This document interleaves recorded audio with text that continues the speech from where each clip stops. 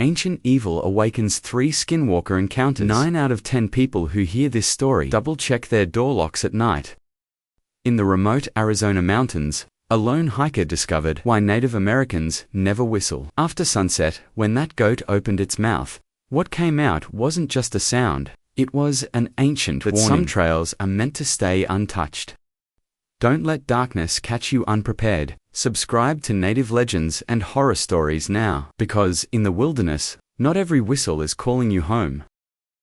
Deep in the Sonora Desert, where the ancient Navajo territories meet, modern Arizona's wilderness, there's a trail that doesn't appear on any official maps.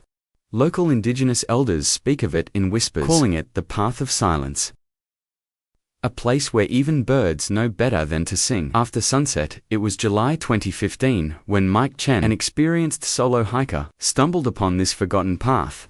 The mercury hit 102 degrees Fahrenheit that day, typical for an Arizona summer, but something about the air felt different. The trailhead lay hidden behind a wall of drought-resistant creosote bushes, barely visible unless you knew exactly where to look. "I've hiked every marked trail in this county," Mike would later write in his journal, but this one, something felt off from the start. The desert has a way of speaking to you if you listen long enough. The narrow trail wound through a quarter-mile of sun-scorched desert, before ascending a rocky mountain face. Dead juniper trees lined the path, their twisted branches reaching out like gnarled fingers. According to local Forest Service records, this area hadn't seen maintenance since 2010. When strange incidents prompted authorities to quietly remove it from official maps. The first whistle came at 3:47 p.m. 3 distinct notes, floating down from somewhere up the mountain, F-sharp, AC-sharp, a perfect major triad that no bird native to Arizona could produce. Mike's fingers instinctively tightened around his Swiss Army knife. "Just another hiker," he whispered to himself, words disappearing into the still air. "Has to be." 20 minutes later, the same melody echoed again, closer this time, close enough to raise the hair on Mike's arms despite the desert heat. Native American folklore speaks of the whistling dark spirits that lure travelers off safe paths with familiar sounds.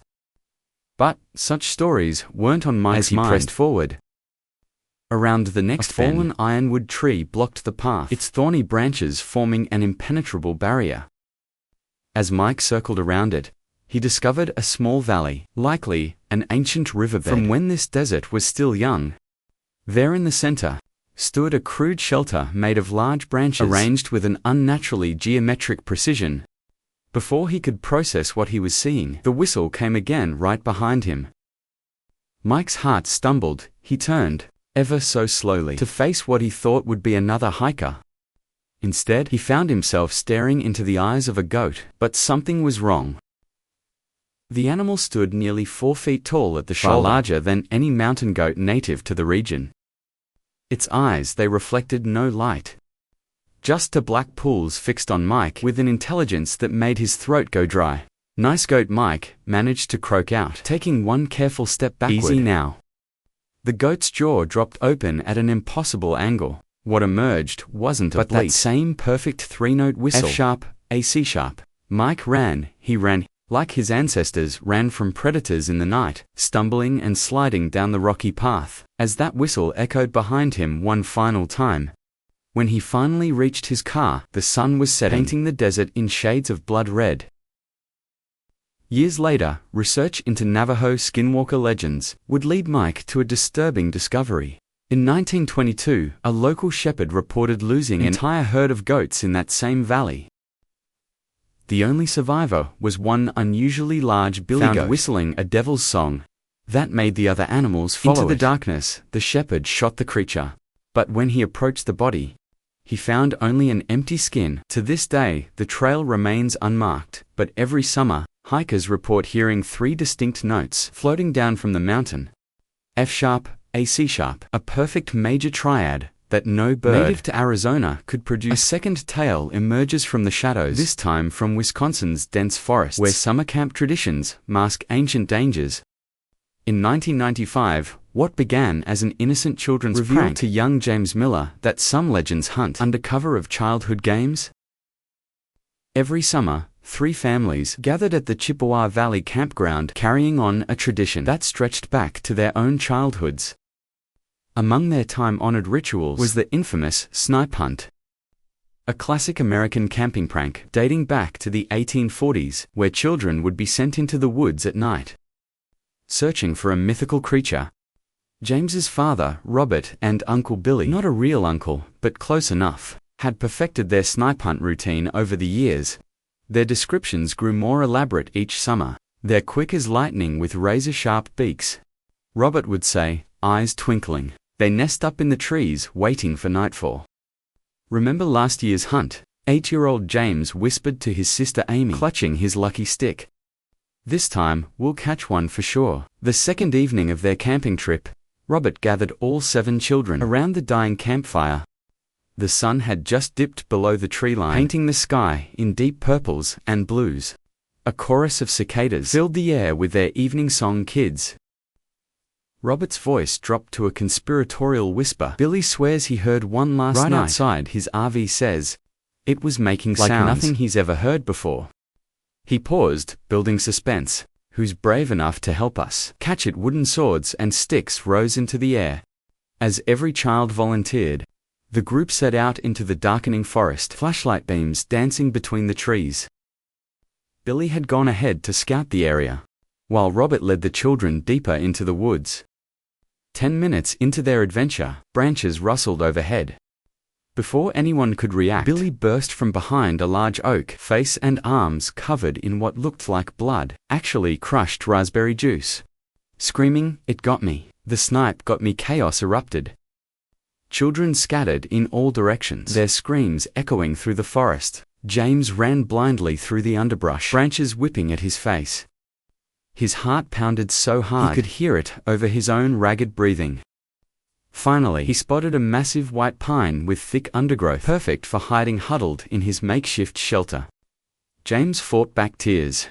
The forest had gone eerily silent. No cicadas, no rustling leaves, just his own muffled breathing and the distant sounds of other children running. After what felt like hours, but was probably only minutes, James dared to peek through the foliage. What he saw made his blood run cold. About 30 yards away, illuminated by patches of moonlight, filtering through the canopy, stood something that defied explanation. It had the general shape of a dog, but everything about it was wrong. Its legs were unnaturally elongated and thin, like stilts made of bone. The creature's head hung at an angle that would have snapped a normal animal's neck.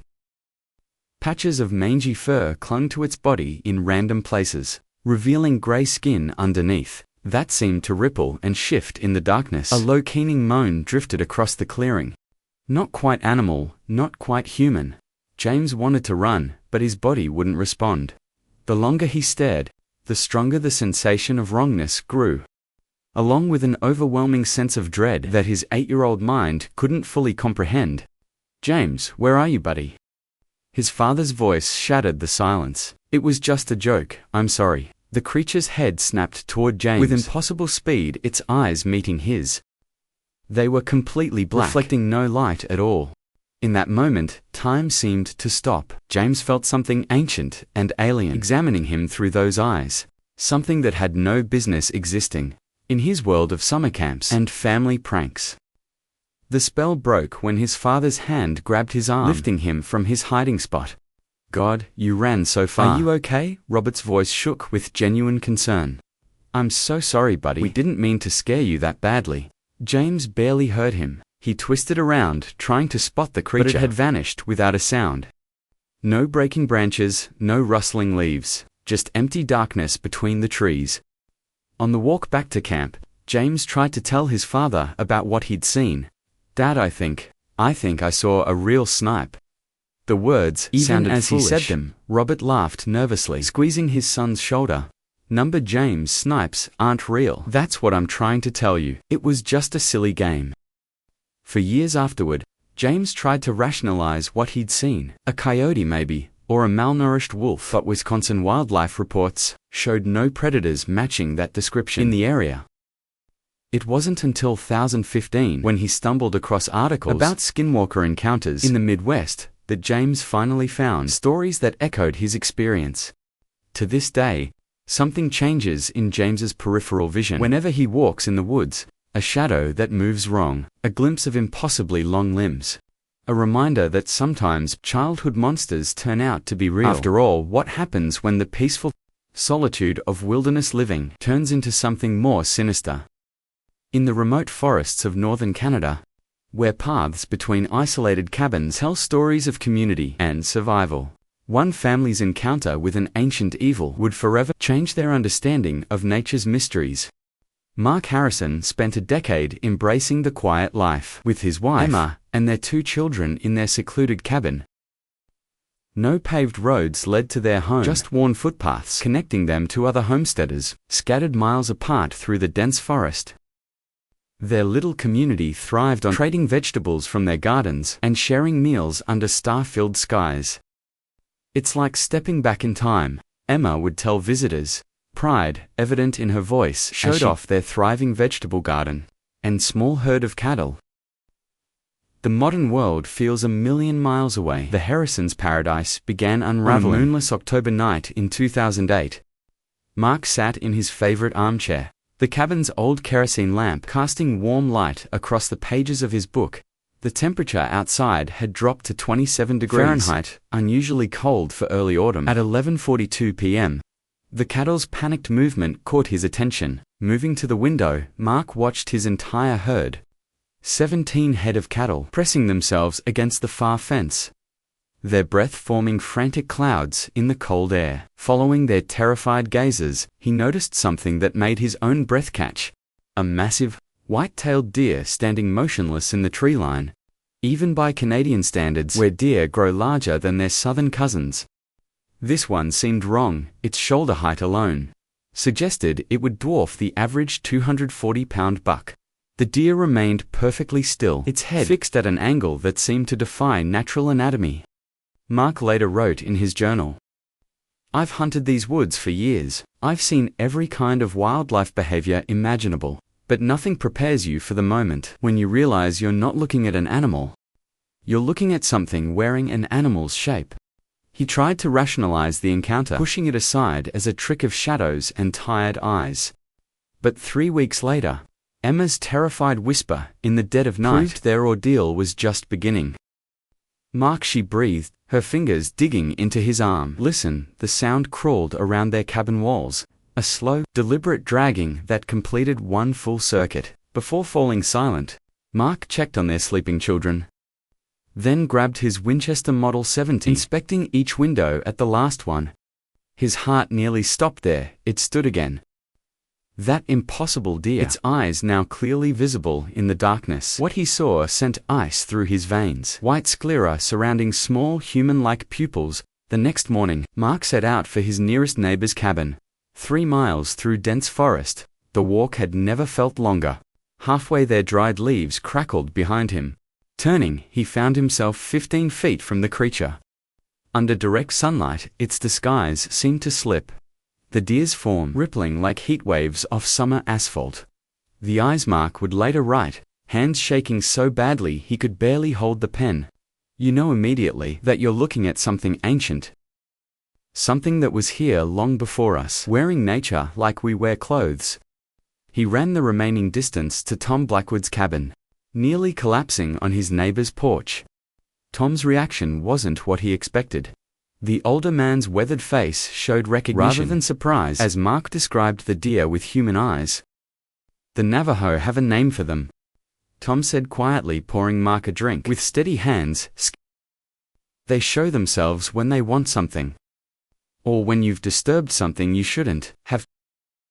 Tom's calm acceptance of the impossible proved more terrifying than any fear he could have shown. Mark hurried home, trying to convince himself